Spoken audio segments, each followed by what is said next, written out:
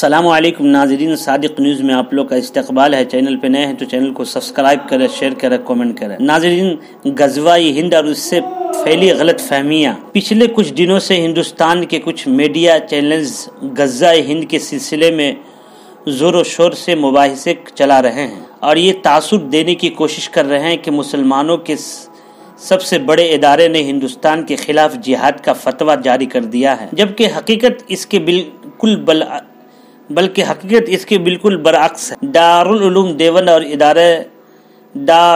دیوبند وہ ادارہ ہے جس نے ہندوستان کی آزادی کے لیے انگریزوں کے خلاف جہاد کا فتویٰ دیا تھا، اور جنگ آزادی مکمل ہونے کے بعد جب ملک آزاد ہوا تو اس کے علماء ملک کی سیاسی حکومت سے خود کو الگ کر کے اس ملک میں رہنے کا فیصلہ لیا، اور مسلم لیگ کی تمام تر کوششوں کے باوجود اس ملک ہندوستان کو اپنا ملک مانا اور ہمیشہ ملک کی سالمیت اور تحفظ و جمہوریت کے لیے کوشاں رہیں۔ لیکن اس وقت حکومت کی ایما پر ملک میں پنپ رہی منافرت اس قدر اندھی ہو چکی ہے کہ وہ اس ادارے کو بھی لگے ہاتھ نمٹانا چاہ رہی ہے، اور کچھ ذرائع ابلاغ تو انگریزوں سے بھی آگے بڑھ کر دارالعلوم دیوبند کو بدنام کرنے کی کوشش میں لگے ہیں، اور عوام کو دارالعلوم دیوبند سے متنفر کرنے کے لیے طرح طرح کی پروپیگنڈے کرتے رہتے ہیں۔ لہذا آج کل غزوہ ہند کے نام پر خوب شور شرابہ مچا ہوا ہے۔ اس کی دو وجوہات ہیں۔ اول یہ کہ اس دور کے اکثر لوگ علم سے کوڑے ہیں، ان کو علم کا مطلب صرف حروف شناسی ہی سمجھ میں آتا ہے۔ دوسری یہ کہ عوام کی توجہ اصل مسائل سے ہٹانے کے لیے جان بوجھ کر ایسے جذباتی اور حساس مدعو کو ابلاغ میں لایا جاتا ہے، جس سے ہمیشہ بے فائدے کی بحث میں لوگ الجھے رہیں۔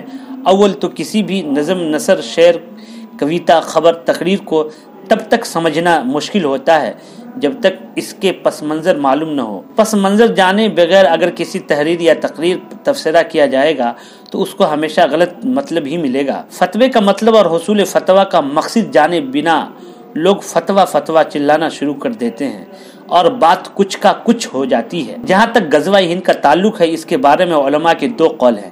ایک یہ کہ غزوہ دور خلافت میں ہو چکا ہے اور جمہور علماء اور مورخین اسی قول کو مانتے ہیں، جبکہ پاکستان کے کچھ لوگ علماء تقسیم ہند کے بعد پہلی کشمیر جنگ کے موقع پر پاکستانی عوام کو ورگلانے کے لیے غزوہ ہند کا اطلاق ہندوستان سے جنگ کے طور پر کرتے ہیں، جبکہ غیر سیاسی پاکستانی علماء اس کی ہمیشہ تردید کرتے آئے ہیں۔ اب آتے ہیں کہ حدیث پاک میں مذکورہ غزوہ ہند کے طرف جس زمانے میں ہند کی پیشن گوئی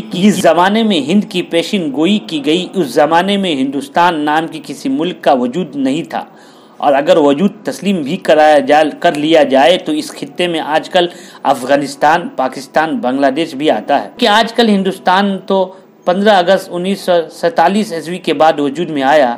لہذا یہاں سے یہ بات ثابت ہوتا ہے کہ جس غزوہ ہند کا اطلاق موجودہ ہندوستان پر کیا جا رہا ہے، یہ سرے سے ہی بے بنیاد ہے، اور ہند لفظ کو سمجھنے کے لیے ہم کو عربی زبان اور ثقافت کو سمجھنا بہت ہی ضروری ہے۔ مثال کے طور پہ ہند لفظ عرب کے مکہ شہر کا معروف لفظ تھا، اور یہی وجہ تھی کہ ہندا نام عربوں میں مستعمل تھا۔ یاد کریے کہ ہندا وہ خاتون ہے جس نے اسلام قبول کرنے سے پہلے مسلمانوں کی دشمن میں مقدم رہی اور حضرت حمزہ کا کلیجہ تک چبایا، اور قبول اسلام کے بعد کی جنگ میں مسلمانوں کی طرف سے لڑائی میں شریک ہوتی رہی۔ ہند مذکر ہے جبکہ ہندا اس کا مؤنث ہے۔ ہند کا لفظ عرب معاشرے میں سخت، مضبوط، جفا کشی، بہادر وغیرہ کے ضمن میں استعمال ہوتا تھا۔